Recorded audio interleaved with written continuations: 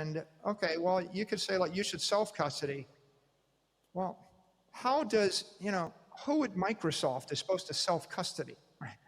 Like, do you want to get, you're going to give $100 billion of Bitcoin to the CFO and have the CFO walk around with the private keys? Like, who wants that job, right? Like, how are you going to, you're going to do multi-sig? Well, which 3 people at Microsoft, right? So it becomes a question, and it takes them a year or 2 years to answer the question.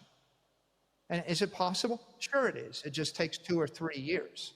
And so if we want mass adoption, we have to solve the problem of custody, and then we have to solve the problem of compliance, right? If I'm an investor and I have $10 billion of capital and I want to buy $100 million worth of Apple stock, I can do it in 30 seconds via BlackRock or via one of my major money managers. And I don't even have to come up with $100 million. I could have a nickel, make a phone call and say, buy $100 million of Apple stock, put the phone down, and have all the money at the end of the day without putting up in cash. And it would be my bank, like JP Morgan, that would front me the money. So you see, it's completely financeable, no money down. I can do it in 30 seconds. And then it flows into my systems, like my accounting system, my compensation system. When Apple stock doubles, the portfolio manager that actually made the buy wants to get paid.